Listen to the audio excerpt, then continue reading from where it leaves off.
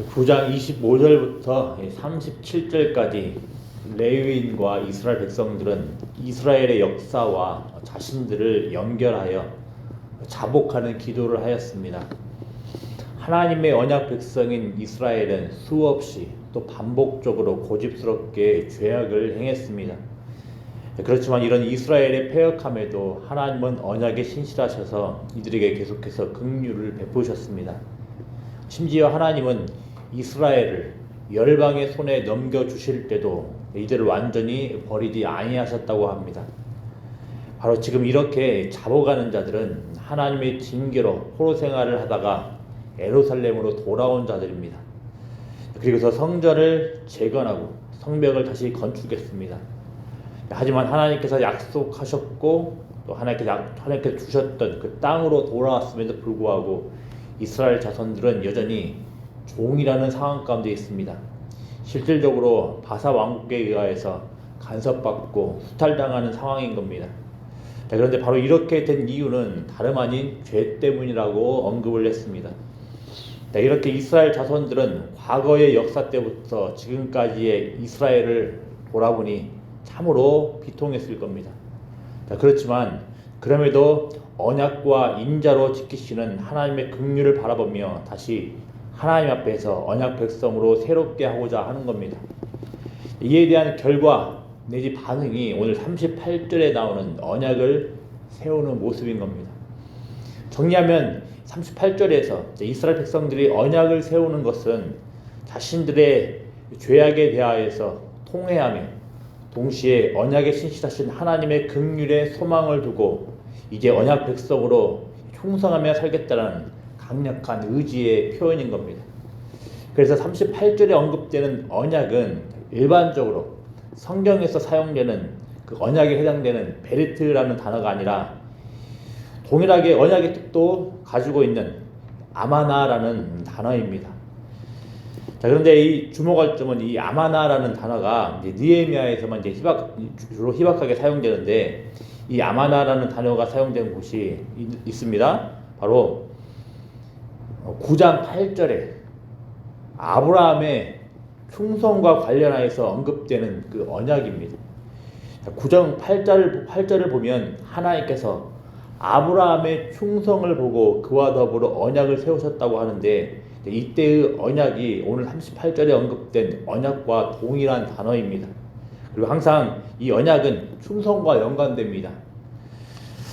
바로 이스라엘 자손 모두는 지금 38절에서 이런 언약을 세워서 기록을 한 겁니다. 그리고 이 언약과 관련된 문서에 방백들과 레위 사람들과 제사장들이 다 임봉을 하였다고 합니다. 임봉하였다는 것은 곧 서명을 했다라는 겁니다. 이 말은 곧 강력하게 언약 백성으로 살겠노라고 맹세하는 겁니다. 언약 백성으로서 하나님께 충성스럽게 혹은 신실하게 살겠노라고 맹세를 하는 겁니다. 이와 연관하여서 우리가 배울 수 있는 부분이 있습니다. 언약 백성으로 하나님의 백성으로 이제부터 정말로 잘 살겠습니다. 열심히 잘 살겠습니다. 이렇게 우리는 결단하고 다짐을 합니다.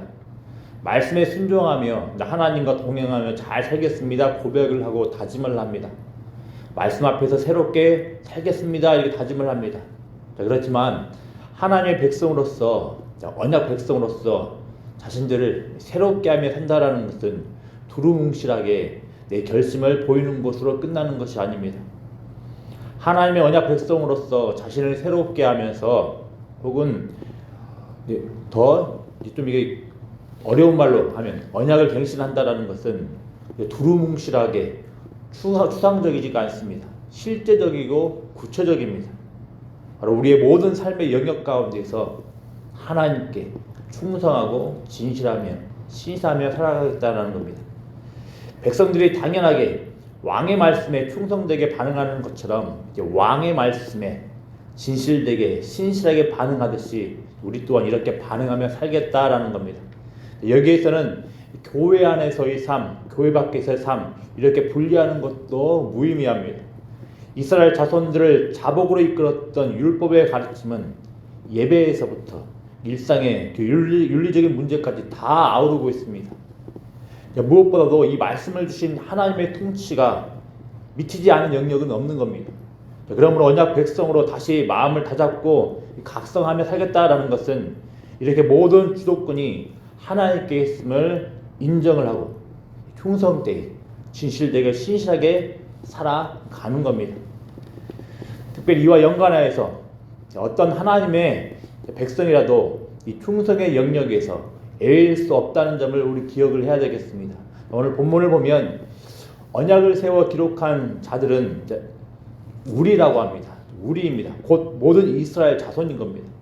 뿐만 아니라 10장 1절부터 27절까지 언약 문서에 임봉을 한 자들은 레위 사람들, 제사장들만이 아니라 백성의 우두머리들도 임봉을 했다고 합니다. 여기서 백성의 우두머리들이란 특정 리더들, 지도자들만을 뜻하는 걸로 우리가 볼 수 있겠으나 동시에 이 백성의 우두머리들은 일반 백성들을 대표하여 임봉하였다는 것도 생각해 봐야 합니다. 뿐만 아니라 모든 임봉 명단들이 이제 84명인데 백성의 우두머리들만 지금 44명입니다. 좀 절반이 넘습니다. 자, 그럼 이런 점들이 알려주는 대목이 무엇이겠습니까? 일반 백성들 포함 모든 공동체가 언약 백성으로서 충성스럽게 살고자 맹세했다라는 겁니다.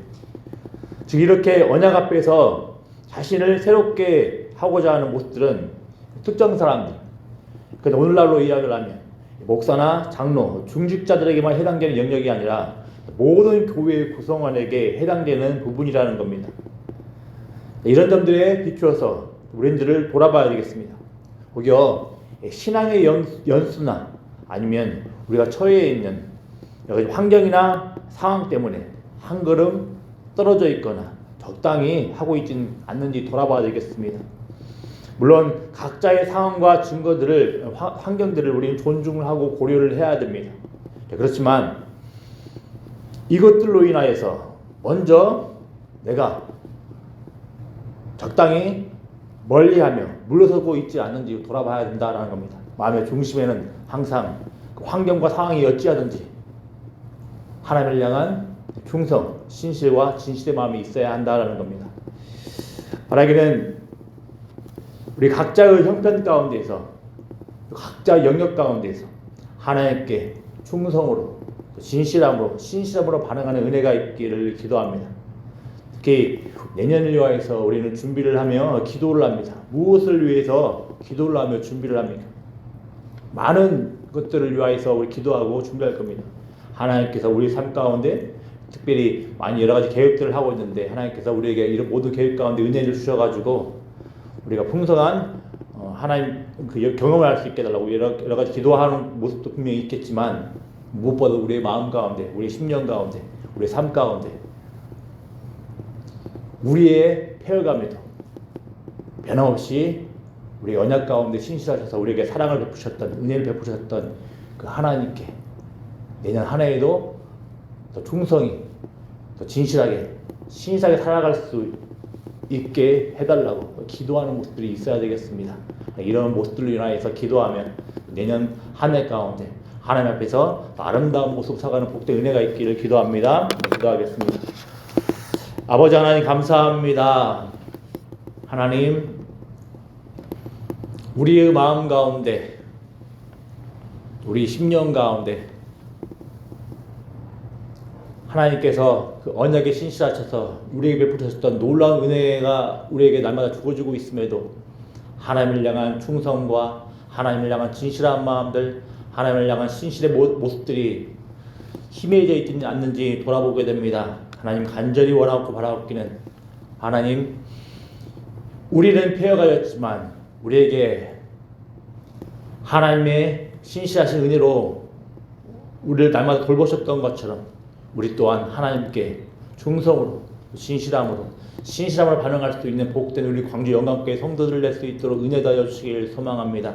아버지 하나님 우리가 많은 기도를 하며 또 많은 소원들을 빌며 나아갈 터이한데 아버지 단순히 우리 개인의 우리 각자의 필요한 것들만을 구하지 않게 하시고 우리의 심령 가운데 하나님을 향하여서 우리 각자 영역 가운데 모든 삶의 영역 가운데서 하나님께 충성되며 살겠노라고 고백하며 나아갈 수 있는 복된 결단의 기도들이 있을 수 있도록 하나님 도와주시옵소서. 더불어 아버지 하나님 간절히 원하고 바라옵기는 이 모든 영역 가운데 이런 모든 부분 가운데에서 특정 사람들만 나아가지 않게 하시고 우리 광주 영광교회 모든 구성원들이 함께 동일한 마음을 가지고 나아갈 수 있도록 은혜 더하여 주시길 소망합니다. 아버지 하나님, 이 나라의 민족이 여러 가지 혼란스러운 곳에 있습니다. 아버지 하나님, 우주의 통치자 되신 하나님께서 이 땅 가운데 개입하여 주셔서 더욱게 빠른 회복이 있을 수 있도록 은혜 더하여 주시기를 소망합니다. 아버지 하나님, 이런 과정들로 인하여서 더욱더 우리나라가 하나님 모시기에 더욱더 아름다운 모습으로 서갈 수 있도록 하나님 도와주시옵소서. 그리고 목사님 수술을 위해 회복 가운데 있습니다.